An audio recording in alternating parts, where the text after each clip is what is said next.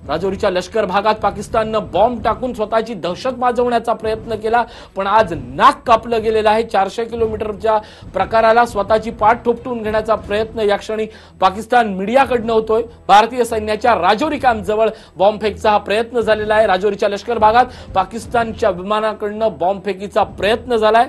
मुळात भारताच्या हद्दीत घुसल्यानंतर पुढे जाण्याच्या प्रयत्नात असतानाच लष्कराने ही विमानं रोखली, त्यांना संपूर्ण कव्हरिंग केलं आणि पुन्हा एकदा पाकिस्तानच्या हद्दीत सोडलं। पण हद्दीत जात असताना राजौरीच्या लष्कर भागात पाकिस्ताननं बॉम्ब टाकलेले आहेत। या क्षणाची मोठी बातमी, राजौरीमध्ये पाकिस्तानच्या विमानांनी बॉम्बफेकीचा निष्फळ प्रयत्न केलेला आहे। पाकिस्तानकडून वारंवार कुरापती काढल्या जात आहेत आणि सगळ्यात मोठी दृश्य या क्षणाची हीच ती दृश्य जिथे पाकिस्ताननं बॉम्बफेकीचा प्रयत्न केला त्या ठिकाणची दृश्य आहेत। या क्षणाची एक्सक्लुझिव्ह दृश्य TV9 कडे आहेत। आपण पाहतोय राजौरी सेक्टर, राजौरी कॅम्प जवळ बॉम्बफेकीचा प्रयत्न झालेला आहे। या क्षणाची मोठी दृश्य, 3 विमानांनी जाता हा बॉम्बफेकीचा प्रयत्न केलेला आहे। इरफान आहेत आपल्यासोबत। इरफान, मला सांगा, आपण दृश्य दाखवतोय, हम लोग इस वक्त हम लोग फोटो दिखाई दे रहा है। योगेश जी देखील आपल्या साथ, योगेश हे पाहतोय, सुरेश पाटील आपल्यासोबत आहेत। सुरेश जी, आपण पाहतोय की हे बॉम्बफेकीचा प्रयत्न झालाय, ती दृश्य दाखवतोय थेट, काय सांगाल या राजौरी पोस्ट जवळ केलेलं हे बॉम्बफेकीचा प्रकार पाकिस्तानला किती महागात पडू शकतो? हो, आता पहा, आपण हे कसं खोटं बोलतायत त्याचं उत्तर जर तुम्ही भारताचा नकाशा घेतला, गुगलवर पण तुम्ही सर्च करू शकाल। जम्मू पासून हा जो येतं, त्याच्यानंतर PDC येतं, त्याच्यानंतर नौशेरा येतं, त्याच्यानंतर सरोल येतं, त्याच्यानंतर भिंबरगली येतं, त्याच्यानंतर कृष्ण घाटी येतं, त्याच्यानंतर पुंछ येतं, त्याच्यानंतर पीर पंजाल पास येतात आणि त्याच्या पुढे जाऊन बनिहाल पास, नंतर श्रीनगर आणि त्याच्या पुढे जाऊन हा जो प्रकार ते म्हणतायत की म्हणजे जे आमचं विमान पडलं ते तिथं पडलेलं, तर अंतर फार मोठं आहे आणि यांनी नौशेराच्या एरियामध्ये त्यांनी जो अटॅक करायचा प्रयत्न केला आणि तिथून आपण त्यांना हकलून लावलं। आता खरं तर त्यांच्या पूर्ण देशाचंच मनोबल खचलेलं आहे, सैन्याचं मनोबल खचलेलं आहे आणि वैमानिकांचं पण मनोबल खचले। आता मगाशी जे आमचे सर म्हणत होते OIC मध्ये आम्हाला कशी संधी मिळणार, तर मिळणारच आहे, कारण आपल्याकडं जेवढे पाकिस्तानामध्ये जेवढे मुस्लिम नाहीत त्याच्यापेक्षा जास्त मुस्लिम आमच्याकडे, आणि आम्हाला सेक्युलर कंट्री म्हणून सगळं जग बघतं आणि आम्हाला हक्क आहे तिथे जाण्याचा। आम्ही काही मुस्लिम इस्लामिक राष्ट्र नाहीये, तरी आम्हाला इस्लामिक कंट्रीच्या कॉन्फरन्समध्ये बोलवतात, हा चांगला न्याय आहे आम्ही तर म्हणतोय। आणि कसं आहे माहितीये का, ह्या लोकांना आता झालंय की काय की बोलता पण येत नाही आणि मार पण खाता येते, तर हा तो मूर्खपणा आहे, त्यांनी थांबवणं गरजेचं आहे। आणि इथून पुढे जर त्यांनी काही आणखीन जर अग्रेशन वाढवलं। नक्कीच इरफान, इस वक्त हम लोग तस्वीर दिखाई दे रहे हैं जहां पे नौशेरा सेक्टर में जो बमबारी हुई थी उसके फोटो है। पाकिस्तान की हरकत बहुत हास्यास्पद है, क्या कहेंगे इसके बारे में? देखिए, बिल्कुल लगातार पाकिस्तान ने बालाकोट के एयर स्ट्राइक के बाद ये कहा कि वो जवाबी कार्रवाई जरूर देंगे, तो उसके नतीजे में सबसे पहले आपने देखा कि नौशेरा में 3 लड़ाकू विमानों ने घुसपैठ करने की कोशिश की, वहां पर कार्रवाई करने की कोशिश की। हालांकि इंडियन एयरफोर्स के लड़ाकू विमानों ने उठे, उसके चलते वो वापस जाने पर मजबूर हुए।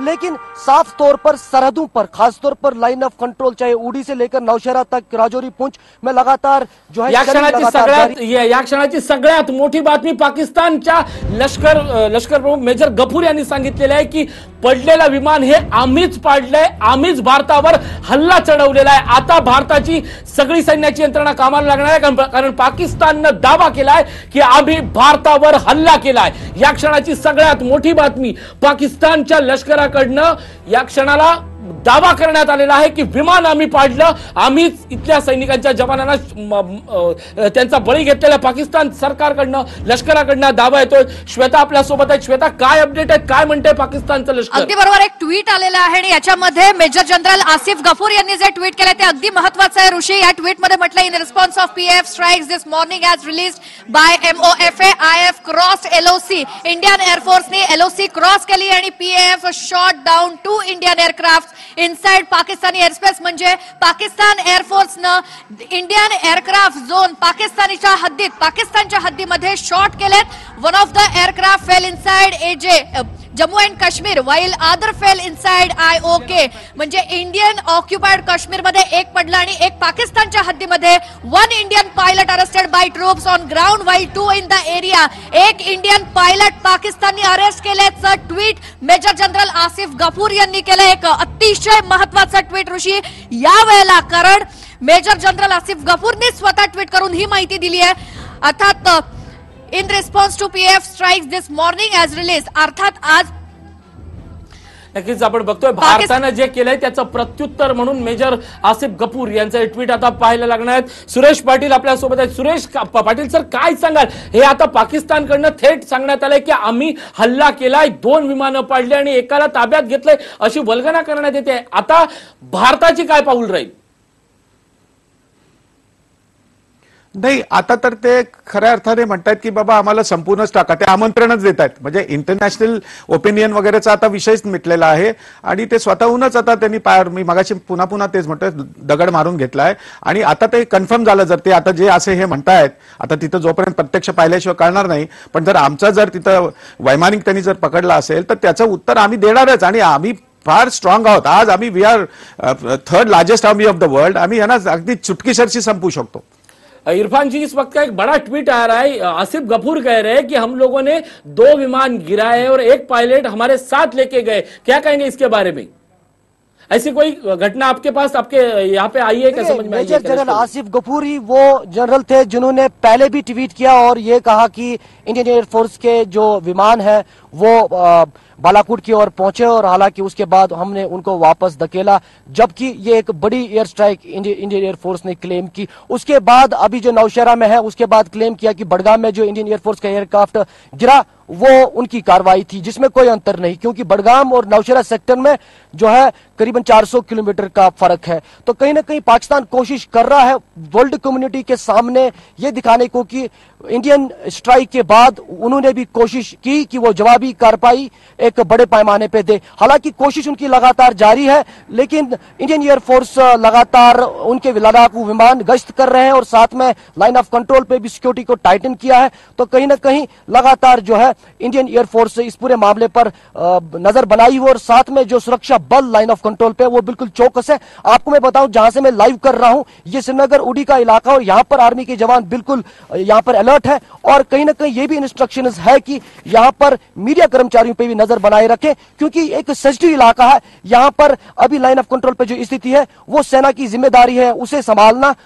मीडिया को भी बहुत सारे जो है पालन करना पड़ रहा है जो अभी आदेश है सेना का. तो कहीं ना कहीं इरफान, एक सबसे बड़ी बात यह है इस वक्त की, इरफान, पाकिस्तान के मेजर के ट्वीट के अनुसार वो कह रहे हैं कि एक पायलट बंदे को हम लोग लेके गए. ये बात अगर सच हुई तो क्या हो सकता है?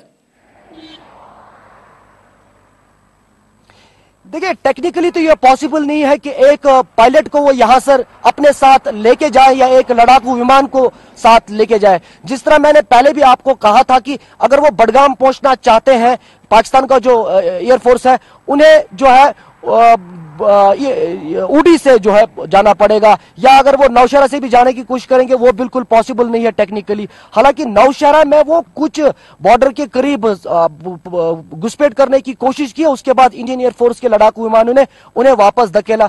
तो टेक्निकली इन सब चीजों का बहुत ज्यादा अंतर है. योगेश, लगातार जैसे मैं आपको कह रहा हूं कि लगातार स्थिति जो नाजुक. जी, योगेश बरुळे आहेत. योगेश, पाकिस्ताननं केलेल्या ट्विट नंतर स्वतःच्या शेपटीनं स्वतः लंका दहनाचा आता प्रयत्न सुरू झालेला आहे. कारण ट्विट करून असं सांगण्यात आलंय 2 विमानं पाडली, त्यातलं एक तांत्रिक कारणाने गेले, पण दोन्ही विमानं आम्ही पाडली आहेत, आम्ही ही चाल केलेली आहे आणि आम्ही एका LOC ला विमानाला पाडून आम्ही आता घेऊन जातोय वैमानिकाला. अशा पद्धतीचं एक ट्विट झालंय. अजब. आता याचा रिस्पॉन्स पाकिस्तानला स्वतःहून काय किती भयानक परिणाम सहन करावे लागणार आहे? एकतर हे खोटं आहे, खरं असलं तर पाकिस्तानला याची केवढी मोठी किंमत चुकवावी लागेल? नाही, याच्यामध्ये 2 शक्यता गृहीत धरायला पाहिजेत. एक तर पाकिस्तानकडनं करण्यात येणारा कांगावा ही अत्यंत ज्ञात गोष्ट आहे. त्याच्यामुळे ह्याच्या आधी पण गफूर यांनी सांगितल्याप्रमाणे की असा हल्ला झालाच नाही, तर आपण बघितलं की अत्यंत इफेक्टिव्ह पद्धतीनं भारतीय हवाई दल पाकिस्तानच्या भूमीत घुसून एअर स्ट्राईक करून आलं. त्याच्यामुळे हा कांगावा आहे का, तर ही शक्यता मुळात आधी धरायला पाहिजे. की आणि त्याच्यामधले टेक्निकल डिफिकल्टीज किती आहेत, जसं बडगाव आणि ह्याच्यामधलं भौगोलिक अंतर किंवा अशा पद्धतीचं पडताळून याचा आपण तथ्य कांदा तपासूया. वाचण्याची शक्यता एक गृहीत धरायला पाहिजे. याचा आपण तथ्य पण मी दुसरी श्वेताकडे मुळात जातोय. श्वेता, पीओकीच्या या ठिकाणी आपण विमान कोसळल्याचं आणि या क्षणाची आणखीन एक मोठी बातमी, भारताच्या हद्दीत घुसणार F-16 विमान पाकिस्तानचं आपण भारतानं कोसळलेलं आहे. भारतानं कोसळवलेला आहे. भारतीय वायुसेनेच्या हद्दीत पाकिस्तानच्या घुसखोरीचा प्रयत्न भारतानं आता हाणून पाडलेला आहे. भारताचं हवाई युद्ध सुरू झालंय की काय, अशा परिस्थिती पुन्हा एकदा निर्माण झाली आहे. श्वेता, काय सांगशील? पाकिस्तानचं ट्विट काय, या क्षणाचे अपडेट काय? सुरुवात झाली असं म्हणायला हरकत नाही, कारण भारताची विमानं पाकिस्तानमध्ये गेली आणि तिथे त्यांच्या आयोके असं ते म्हणतात, मात्र ते पीओके आहे. आणि त्या भागामध्ये जे ट्विट केलंय मेजर जनरल आसिफ गफूर यांनी, हे ट्विट मी सविस्तर सांगते, कारण इथे ट्विटमध्ये म्हटलंय PF strikes this morning as release by MOFA IF release LOC, म्हणजे इंडियन एअरफोर्सनं LOC क्रॉस केली, पाकिस्तानमध्ये प्रवेश केला. PAF shot down 2 Indian aircraft inside Pakistani airspace, म्हणजे पाकिस्तान एअरफोर्स 2 विमानं पाडली. Mike. Thank you. Let me get into my car. Mike लगाओ.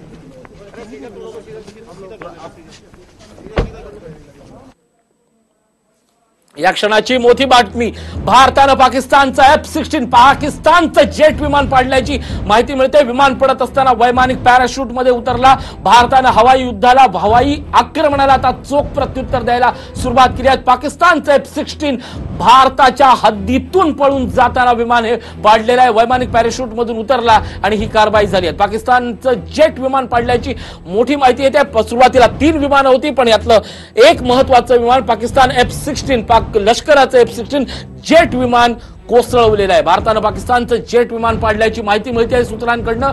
या क्षणाची मोठी बातमी आहे. खरं तर ही सुरुवात पाकिस्ताननं केलेली आहे आणि आता त्याला पूर्ण अंतिम उत्तर भारतानं द्यायला सुरुवात केली आहे. दरम्यान या क्षणाला दिल्लीतल्या घडामोडी वाढतायत, बॉर्डरवरच्या घडामोडी वाढतात. बॉर्डरच्या घडामोडी, कारण थेट ग्राउंड झिरोवर फक्त TV9 उरी सेक्टरमध्ये आज हजर आहेत. इरफान तिकडे आपल्या सोबत आहेत. इरफान, इस वक्त की बड़ी खबर आ रही है, F-16 विमान पाकिस्तान का, वो हम लोगों ने गिराया, क्या कहेंगे इसके बारे में?